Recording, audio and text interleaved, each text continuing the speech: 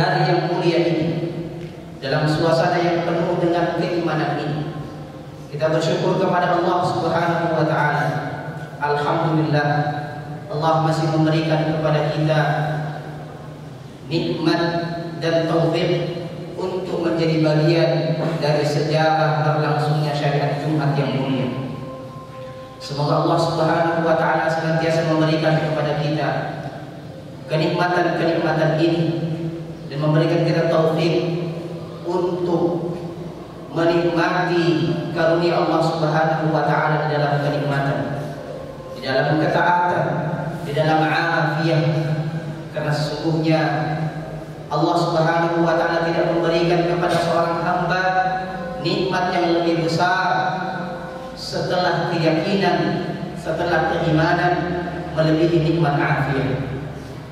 Salawat beriringan kepada baginda Rasulullah Muhammad sallallahu alaihi wasallam, Nabi yang kita cintai, Nabi yang kita rindukan pertemuan dengannya, Nabi yang kita harapkan syafaat beliau sallallahu alaihi wasallam, Nabi yang kita bela ruh dan darah-darah kita persembahkan untuk membela kehormatan baginda Muhammad sallallahu alaihi wasallam. Ibadallah, di antara bentuk ketakwaan yang menjadi nasihat penting dan rukun dari khutbah Jumat adalah kita mengagungkan apa yang Allah Subhanahu wa taala agungkan. Wa may yu'azzim sya'airallahi fa innaha min taqwal qulub. Siapa yang mengagungkan syiar-syiar Allah Subhanahu wa taala, maka itu adalah bagian dari bukti ketakwaan yang ada di dalam hati. Banyak syiar-syiar Allah Subhanahu wa taala. Di antaranya adalah nikmat besar yang Allah turunkan berupa Al-Qur'an dan diutusnya baginda Muhammad sallallahu alaihi wasallam untuk mengabarkan dan mengajarkan Al-Qur'an itu kepada umat manusia. Karena qabla bi'atsatihi sallallahu alaihi wasallam kanatil qulubu aqsa minal hijarah. Hati-hati manusia sebelum diutusnya Nabi Muhammad sallallahu alaihi wasallam digambarkan lebih keras daripada batu dan lebih hitam daripada malam yang pekat. Kemudian Allah Subhanahu wa taala menurunkan Al-Qur'an, mengutus Nabi Muhammad sallallahu alaihi wasallam untuk membawa sebuah perubahan besar, minadh dhulumati ilan nur. Maka kita syukuri nikmat tersebut dengan mengagungkan apa yang Allah agungkan. Di antaranya adalah mengagungkan Nabi kita Muhammad sallallahu alaihi wasallam. Falaysa fil 'alam man zakkarallahu manhajahu wa la zakkarallahu sam'ahu wa basarahu wa kitabahu illa Muhammadan sallallahu alaihi wasallam. Tidak ada makhluk di muka bumi ini yang mendapatkan tazkiyah dari Allah Subhanahu wa taala tentang kesucian manhajnya, tentang kesucian pribadinya, tentang kesucian pendengaran dan penglihatannya, kecuali baginda Muhammad sallallahu alaihi wasallam. Wa innaka latahdi ila siratal mustaqim. Sungguh engkau wahai Muhammad sallallahu alaihi wasallam benar-benar mengajak kepada jalan yang benar. Lalu Allah Subhanahu wa taala memberi tazkiyah kepada akhlak beliau sallallahu alaihi wasallam dengan firman-Nya, wa innaka la'ala khuluqin 'azim. Sesungguhnya engkau wahai Muhammad benar-benar memiliki akhlak yang sangat baik dan terpuji.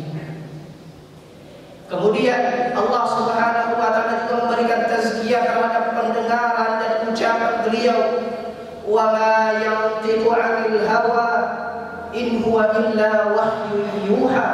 Nabi sallallahu alaihi wasallam tidak pernah berucap sebuah perkataan yang mengandung hawa nafsu, dari keinginan pribadi beliau, kecuali atas tuntunan wahyu dari Allah Subhanahu wa taala, atas penglihatan beliau dan semua tingkah laku beliau sallallahu alaihi wasallam menggambarkan tuntunan dari Allah Subhanahu wa taala.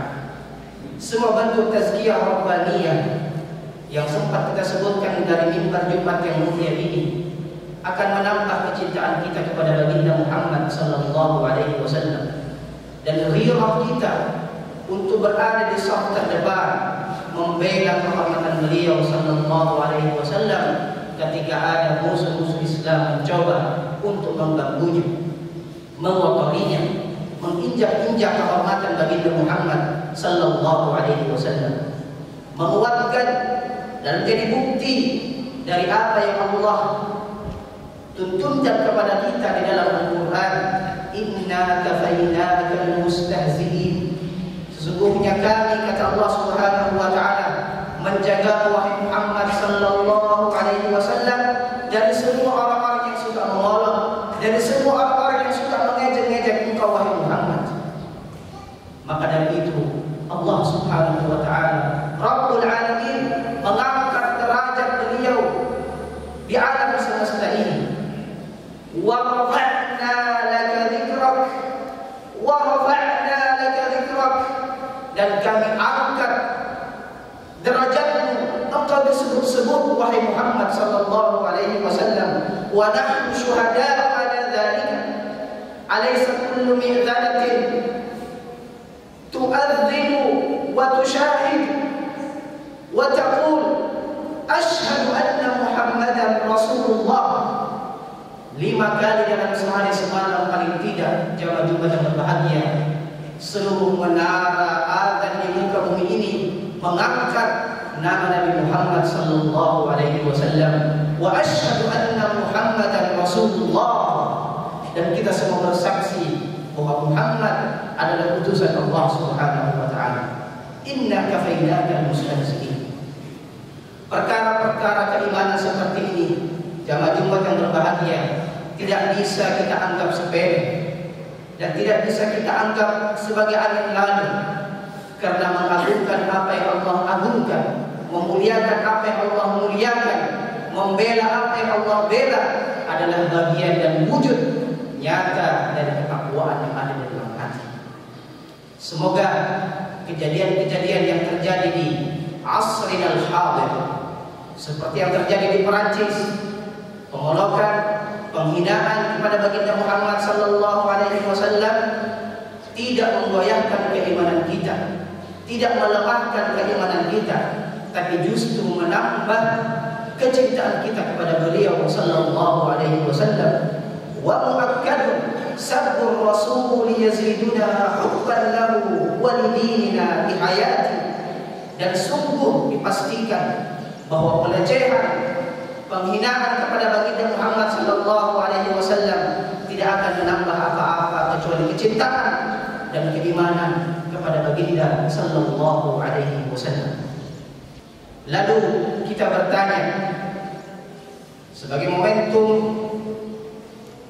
kecintaan kita kepada beliau sallallahu alaihi wasallam, bagaimana al-usul, kaifal usul ila mahabbatin nabi? Bagaimana agar kita sampai kepada haqqul mahabbah kepada baginda sallallahu alaihi wasallam?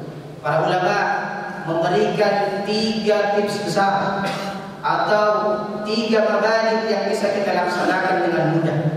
Yang pertama adalah al-iktharu minas salati wa taslim alaihi. Kita memperbanyak salawat dan memperbanyak salam kepada baginda Muhammad sallallahu alaihi wasallam. Siapa yang mencintai baginda, maka dia akan terus mengingatnya dalam sepanjang hidupnya, dan itu adalah fitrah dari orang yang mencintai dan orang yang dicintai, saling mengingat. Maka kita tanyakan kepada diri kita, seberapa banyak salawat yang kita baca dalam keseharian kita? Apakah tadi pagi ketika matahari terbit kita menyempatkan diri bersalawat kepada beliau 10 kali? Ketika sore nanti matahari akan terbenam, teringatkah kita untuk bersalawat kepada beliau sallallahu alaihi wasallam?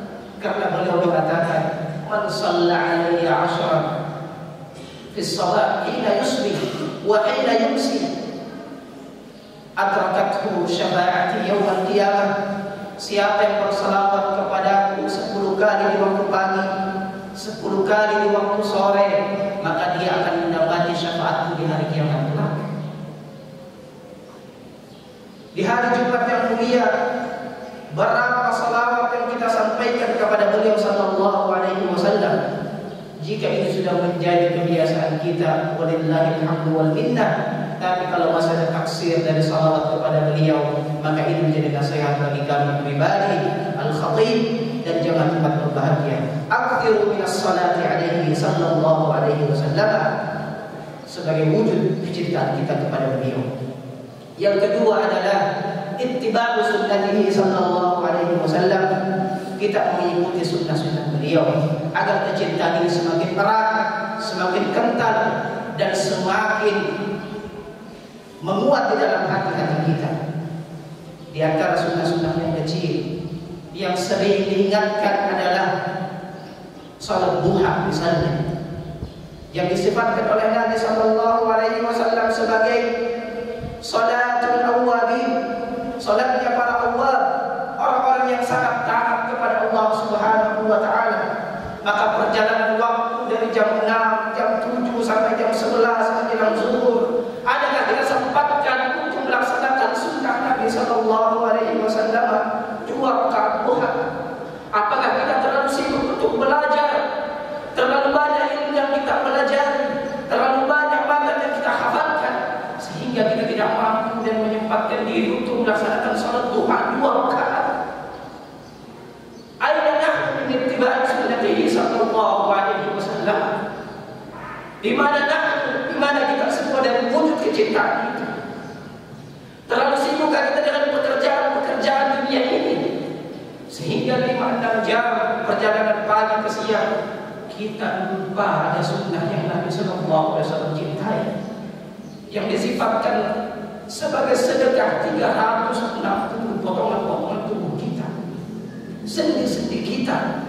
Ketika melaksanakan sholat duha, kita bersedekah sebanyak 360 sendi yang ada di dalam tubuh kita. Jamaah Jumat yang berbahagia, maka pastikan diri kita selama matahari terbit dari timur dan Allah memanjangkan usia kita, ittabi' sunnatah, ikuti sunnah beliau. Sesibuk apapun, 2 rakaat duha tidaklah berat bagi mereka yang cintanya benar-benar tulus kepada baginda sallallahu alaihi wasallam. Apakah kita sibuk dengan pancing-pancing kita di empang dari pagi sampai zuhur, sampai lupa 2 rakaat duha? Terlalu sibuk kayak kita dengan pekerjaan duniawi. Ini adalah gambaran bahwa mahabbah ini harus dinyatakan dengan cinta, dengan ittiba'. Wallahu muwaffiq. Witir sebelum tidur, jamaah Jumat yang berbahagia. Nabi meminta, mengajarkan kepada kita, witirlah sebelum tidur. Witirlah sebelum tidur kalau engkau takut tidak bisa terbangun di akhir malam. Di akhir malam terlepas, takut terlepas, jangan sampai terlepas di awal malam. Ini adalah bukti kecintaan kepada beliau sallallahu alaihi wasallam. Qiyamul lail, dari malam-malam yang panjang, tidak akan kita sempatkan sedetik untuk terbangun dan terjaga mengikuti sunnah beliau sallallahu alaihi wasallam. Afdhalus salati ba'dal fardhati salatul lail. Salat yang paling utama setelah salat fardu adalah salat malam, kata beliau sallallahu alaihi wasallam. Terakhir, sebagai wujud dan upaya untuk kita lebih mencintai sallallahu alaihi wasallam adalah kita membaca Al-Quran, qiraatul mushaf, membaca Al-Quran. Yaqulu alaihi salatu wassalam, man sarrahu an yuhibbullah wa rasuluhu falyaqra minal mushaf. Siapa yang menginginkan kecintaan Allah dan Rasulnya, maka hendaklah dia membaca dari mushaf Al-Quran. Barakallahu li wa lakum fil Quran.